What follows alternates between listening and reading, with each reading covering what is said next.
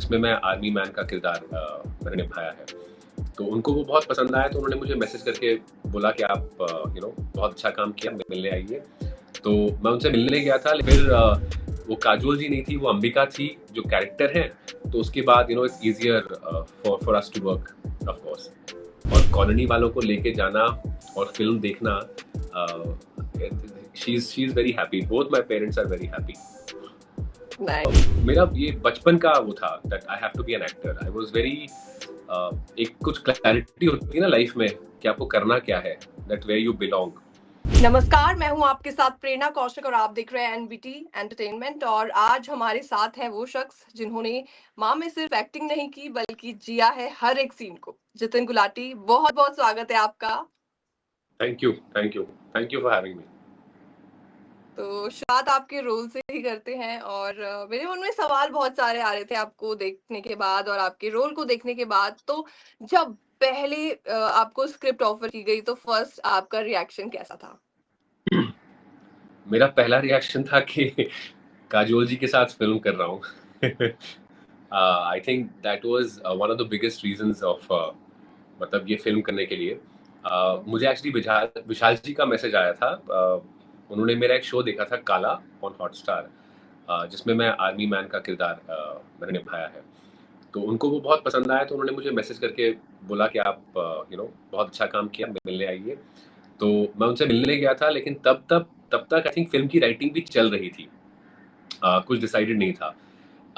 But then उनसे बात की, उनसे मिला, उनका प्लान पता लगा, what they want to do. He is a master of this genre. लेकिन जो उनके प्लान्स थे, द काइंड ऑफ वीएफएक्स जो वो सोच रहे थे, जिस स्केल पे बनाने का सोच रहे थे, coupled with the fact कि काजोल जी was the main lead, shouldering the film, produced by Ajay sir, backed by Geo Studios. So मेरे लिए तो it was like a big opportunity and मतलब मेरे पास बहुत reasons थे हाँ करने के लिए। For sure. बस उनका इंतजार था कि वो मुझे हाँ करें। Thankfully it worked out and I'm genuinely very grateful, Mr. Ajay Devgan and Mr. Shalfuria, for giving me this big opportunity. After doing a lot of work, I think you need that kind of a push where more and more audience can see you. अच्छा, अभी आपने जैसे काजोल के बारे में बात की तो ऑब्वियसली वो बहुत ज्यादा एक्सपीरियंस्ड हैं, बहुत स्ट्रांग हैं और ऑब्वियसली काजोल के बारे में जितना ही बोला जाए इतना कम है। तो क्या जब सेट पर आप मिलते थे तो आपका कोई फैन मोमेंट रहा या फिर किस तरीके से क्या आप बॉन्डिंग शेयर करते थे? कैसी वो केमिस्ट्री होती थी एग्जैक्टली? मैं पहले दिन तो मतलब नर्वसनेस तो थी पहले दिन। आई हैड मेट हर, हमने रीडिंग्स की थी। तो मैं उनसे एक दो बार मिल चुका था पहले। बट सेट पे मिलना थोड़ा अलग होता है, तो नर्वसनेस तो थी फॉर श्योर। और उनके साथ काम करते वक्त मतलब of course she made it very comfortable. She is very real as a person. तो एक बहुत ही अफेक्शनेट और बहुत ही she understand what an actor goes through जब काम करते हैं। सो बहुत अकोमोडेटिंग है, अपने काम को लेकर बहुत सीरियस और बहुत मतलब उम्दा है। तो of course you observe all that and you learn that, but the bigger thing is that she is very accommodating as an actor. She will give you all your space to do what you want to do, to try things out. तो पहले दिन के बाद वो nervousness फिर खत्म हो गई। फिर वो काजोल जी नहीं थी, वो अंबिका थी जो कैरेक्टर है। तो उसके बाद it's easier for us to work of course. अच्छा, सेट पर ऑन सेट काजोल की कैसी वाइब होती थी? सीरियस होती थी, मजाक में रहती थी, जॉली होती थी? किस तरीके से, कैसा उनका नेचर कैसा होता था? वो स्विच ऑन स्विच ऑफ है। आप आई थिंक हम सभी जानते हैं, आप तो आई एम श्योर Obviously. हम सब जानते हैं। She could be laughing out loud एक मोमेंट में, and the next moment you will see a tear in her eyes. So उनका तो स्विच ऑन स्विच ऑफ है। She can be very well reading a book. वो किताब पढ़ रही है, मतलब शॉट लगा आई, और बिल्कुल ही अलग जोन में बेटी को ढूंढ रही हैं। और she has tears in her eyes, she is anxious, she is fearful, every emotion she can give, 3 4 emotions at the same time, and then once it's cut she'll be back to reading the book or she's back to laughing out loud. So I think it's years and years of craft that she's built up, also the fact that she's just a very very natural actor. Definitely, definitely, और बहुत अच्छे से उनके ऊपर किरदार भी बहुत suit किया है। और अच्छा, फ़िल्म का नाम माँ है, तो आई एम श्योर आपकी मदर ने, आपकी मॉम ने ये मूवी ज़रूर देखी होगी, उनका कैसा रिएक्शन था? जैसे हर माँ का होता है उनको तो अपना बेटा ही दिखता है, और अपना बेटा ही अच्छा लगता है। I think it was a very also, हम इस फिल्म में क्या हुआ है ना, दैट प्रोड्यूसर्स ने डिसाइड किया कि हमारी माँ का नाम, सबकी माँ का नाम will be used as a middle name in our oh! Titles. So if you see, जो हमारे एंड में टाइटल्स आते हैं, हम हमारी मदर का नाम सबकी, वेदर इट्स क्रू और वेदर इट्स एक्टर्स और टेक्नीशियन, सबकी माँ का नाम is the middle name that amazing. given in the credits. So of course, it's for me, it's a matter of great pride and happiness that hmm, my mother's name is also finally there with me. I hmm. mean, what else do you want? You want your parents to feel proud of you. और अगर उनका नाम साथ में जुड़ जाए तो इससे बड़ी तो कोई बात होती नहीं है. So and also I am doing a theatrical film बहुत बहुत सालों बाद. मेरा mostly OTT पे ही काम आया है. अच्छा, So अच्छा। that idea of the whole family and friends और कॉलोनी वालों को लेके जाना और फिल्म देखना, she's very happy. Both my parents are very happy. Nice.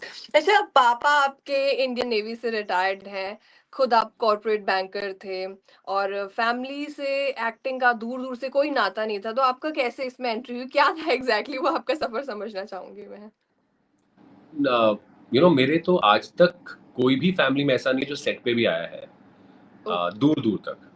There is no one, मैं कहूँ ना कि अगर पापा के दोस्त या पापा के चाचा के, ताया जी के दोस्त कोई हो, कोई नहीं है आज तक। मेरे पेरेंट्स भी कभी मेरे सेट पे नहीं आए हैं। पापा नेवी में थे, मम्मी अब टीचर थी, अब रिटायर्ड है। Sisters are both in the financial sector, मैं खुद फाइनेंशियल सेक्टर में था। बट मेरा ये बचपन का वो था that I have to be an actor. I was very, एक कुछ क्लैरिटी होती है ना लाइफ में कि आपको करना क्या है, दैट वेयर यू बिलोंग। मैं 9 साल बैंक में काम किया है मैंने, 9 साल कॉन्फ्रेंस रूम्स में काम किया है, लेकिन मुझे हमेशा से पता था कि मैं सेट पे ही, सेट पे ही खुश रहूंगा। एज मच एज मैं कभी सेट पे नहीं गया था। The first time I went on a set was when I got my first aid. उससे पहले मैंने एडी या कभी भी कुछ भी, मैं तो बॉम्बे में ही था। Right.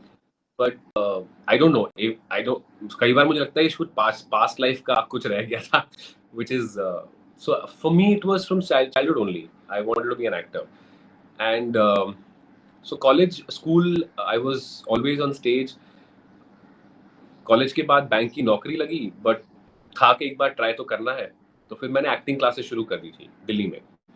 So then I started my journey with mister Barry John, उनके साथ मैं ट्रेनिंग किया करता था। वहाँ से फिर फैजल अलकाजी जी के साथ, अमाल अलाना जी के साथ, जो एनएसडी की चेयरपर्सन थी तब, उनके साथ ट्रेनिंग किया। उनके साथ मैं प्रोडक्शन किया, प्रॉपर्टी संभाली, उनके साथ प्लेस किए। वहाँ से जर्नी शुरू होके फिर बैंक की नौकरी के साथ मुझे ट्रांसफ़र मिला बॉम्बे में। इनफैक्ट मैंने मांगा था, वो तो न्यूयॉर्क भेज रहे थे, बट मैंने बॉम्बे मांगा था। And once I came to Bombay, then of course Bombay ऐसा शहर है जहाँ पे you can make a living out of this world. Hmm. Delhi में ना क्या होता है, या तो आप फैमिली, बिजनेस फैमिली से होते हो या आप सर्विस फैमिली से होते हो। कोई भी फिल्म फैमिली से नहीं होता वहाँ पे। Right, right. हाँ, लेकिन बॉम्बे में आके मेरी बिल्डिंग में ही लोग थे जो फोटोग्राफर्स थे, ड्रेस डिजाइनर्स थे, आर्ट डायरेक्टर्स थे, और सब ऐसे बात करते थे कि कल हमें शूट पे जाना है।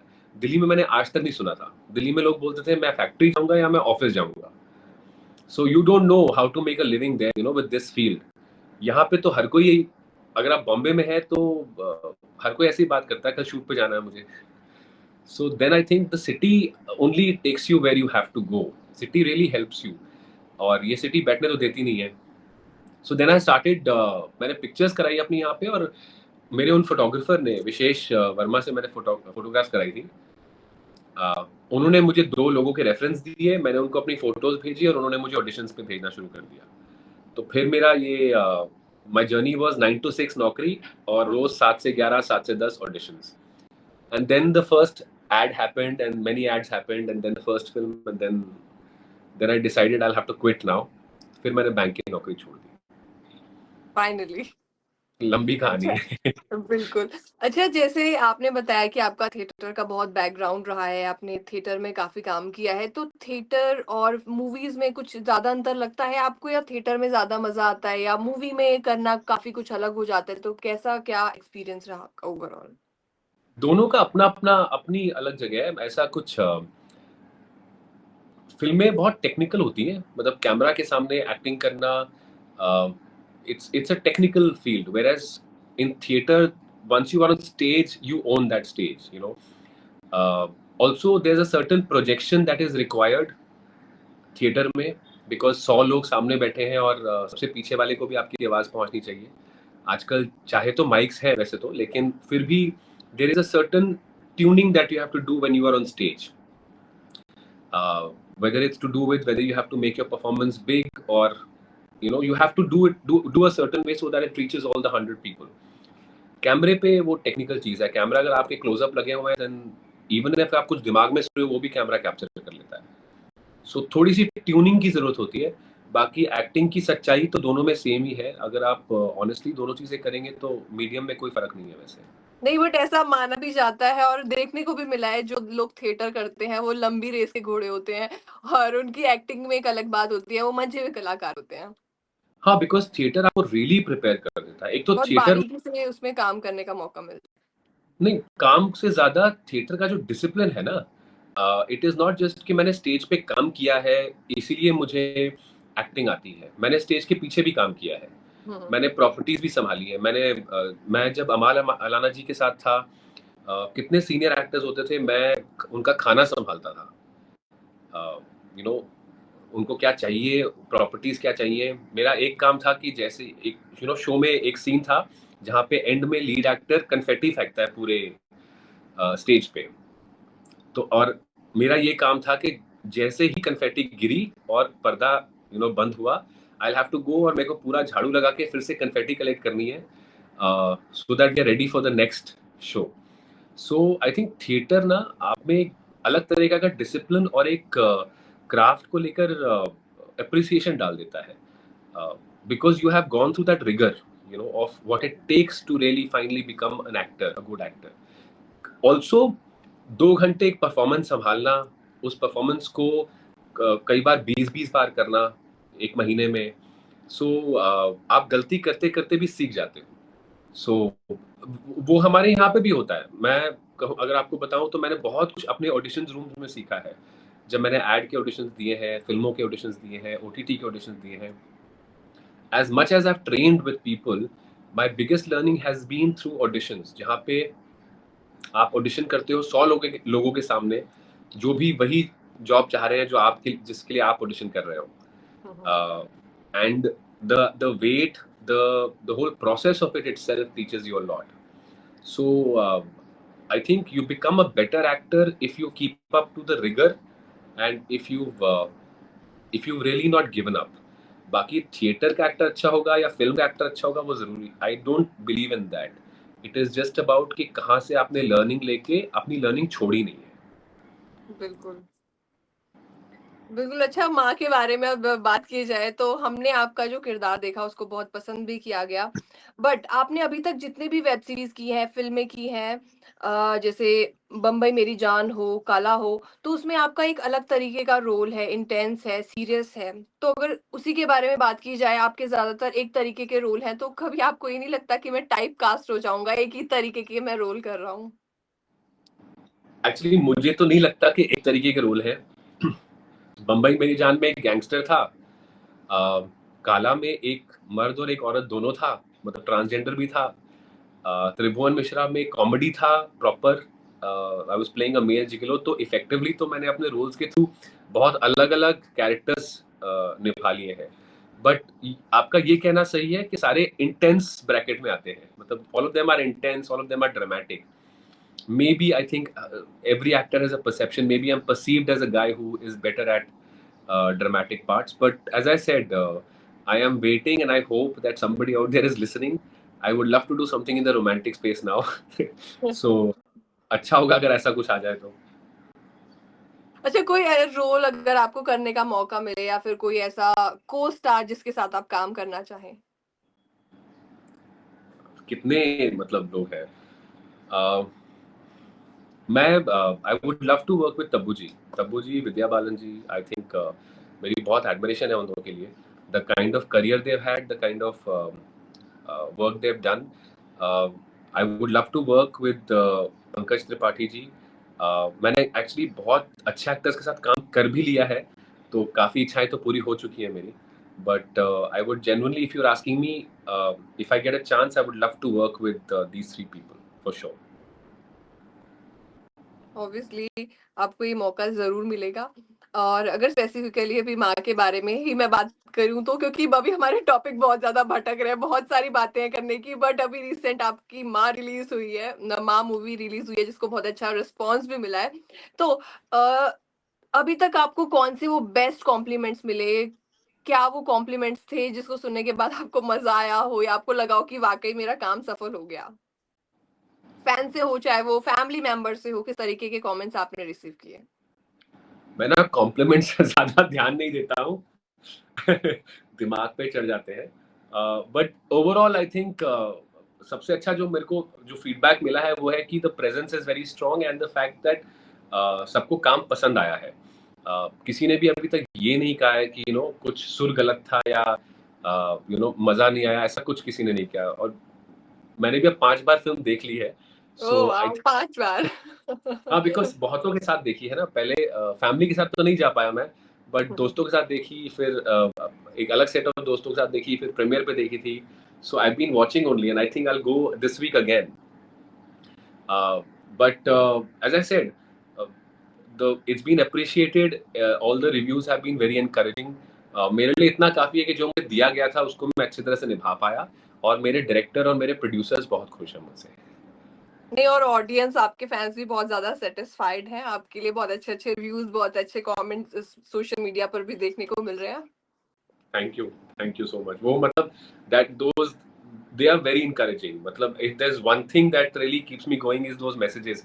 मैं तो सेव कर लेता हूँ वो messages. I take a screenshot of those messages, specially जो बहुत दिल से आए होते हैं ना। It is good to listen to them and it's good to read them जब आपका थोड़ा लो टाइम चल रहा होता है तो। अच्छा जितिन जी, लास्ट सवाल आपसे यही रहेगा कि मूवी में लास्ट में आते-आते एक मूवी सस्पेंस छूट जाती है। लास्ट में लगता है कि शायद इस तरीके से एंड हुआ है कि उसका सेकंड पार्ट भी आएगा। तो क्या कुछ ऐसा है, कुछ ऐसी प्लानिंग चल रही है या कब देखने को मिलेगा सेकंड पार्ट? ये आप मुझसे क्यों पूछ रहे हैं? ये आप अजय सर से पूछिए, विशाल सर से पूछिए। ऑफ कोर्स मतलब माँ यू आर एक्टर, ऑब्वियसली आपके पास कहीं न कहीं कुछ ना कुछ हिंट्स होते हैं, कुछ ना कुछ स्क्रिप्ट्स आ रही होती है। माँ मतलब प्लान तो ऐसे ही हुई है कि it's a part of the universe, the horror universe that they want to create. So Shaitaan पहले आई थी, माँ है, अब ऑफ कोर्स आगे प्लानिंग तो है। That's why that last bit is there. So I am sure मतलब प्लानिंग है, बट उसके बाद जो होगा आई थिंक वही अनाउंस करेंगे अभी। बिल्कुल, बहुत-बहुत शुक्रिया हमसे बात करने के लिए। आई होप ऐसी ही अच्छी बेहतरीन मूवीज़ आप हमें दे रहें और all the very best for your future. Thank you so much. Thank you, आपका बहुत बहुत शुक्रिया आपके टाइम के लिए, एंड आपके दर्शकों को का भी ये देखने के लिए। Thank you so much.